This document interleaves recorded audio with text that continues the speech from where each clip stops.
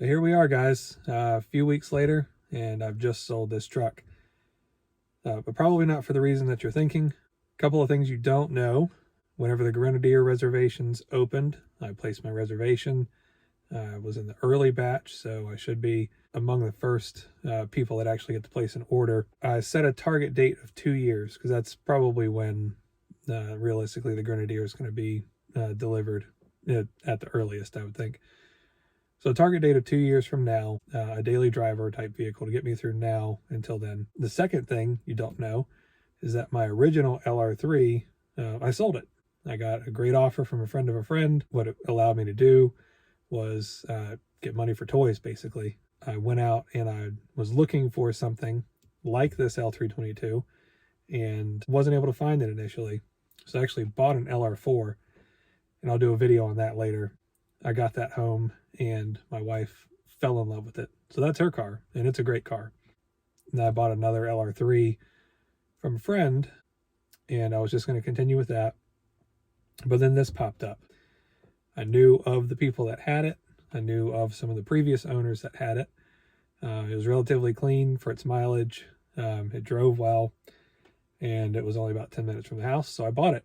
And I was thinking that I would sell the LR3 that I had just bought and then drive this.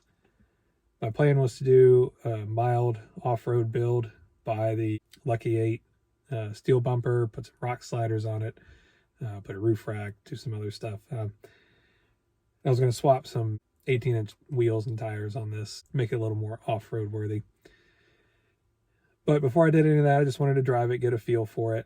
At the time, my LR3 had just gone into the shop, needed a state inspection, but also needed control arms, tie rods, drive belt, several other things. So got those all taken care of, but parts availability made it that the LR3 was in the shop for about a month. So I spent that whole time driving this truck. What I discovered about this truck was that it is a great vehicle. If you're watching this, then you know L322 is one of the most favorite Land Rovers of recent years. Big car guys love them. Clarkson, Metcalfe, those guys each have one and use it pretty much daily. So why am I getting rid of it? Well, after driving it for so long, a month, but daily, I put about 1,000 miles on it, which in these days is kind of a lot of miles in a month. What I determined was that I love the L322, and I also like that it's fast, but I don't think they necessarily go together. And it's also not that fast. It's 400 horsepower, but this is a big truck. It doesn't really move that quickly. It's certainly faster than my LR3. Don't get me wrong, but so I am not a one car person. Obviously, I have 5 Land Rovers right now. It's pretty much out of hand. And so when I got the L322, my impression was that this would be a great one car solution. It's quick enough, it's big enough for the whole family. You could tow with it, go on trips. It's very comfortable around town. It's a good vehicle.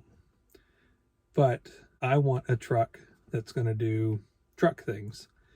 And it's not that the supercharger on this compromises that, but the supercharger makes things more complicated. It'll make it harder for me to work on this myself. If I take it into the shop to get fixed, it's going to be more expensive to repair. I decided that I don't need a fast, in quotes, Land Rover, but I would like a fast vehicle. So that's why I'm selling it. That's why I have the LR3. It's everything you need, nothing you don't. And it's comfortable. It's a great truck. It's got a great drivetrain. That's perfect for what I want it to be. I think I would be happy with an L322. Maybe that wasn't supercharged, had a few less miles on it, maybe a few years newer. I think my ideal L322 would be an 11 or 12, less than 100,000 miles, and green. I've had so many silver cars. Just a green Range Rover is just the pinnacle of what it should be. So now that I've sold this, I've done some shopping, and I pretty much know what I'm going to get. I'm not going to tell you here. I'll do a video on it if and when it shows up. I would never discourage anybody from buying one of these if they're a Land Rover person. They know what they're getting into. I think it's a fantastic vehicle. You get so much for what your dollar is now. So that's my update for the L322. I know I said I'd bring you a video on it, and then unfortunately it's not a build video. It's just a goodbye video. I have plenty of things planned for the LR3 and for the series and for the next vehicle that I pick up. We're going to send this on its way. It's staying semi-local, so I'll still see it. Thank you all for watching.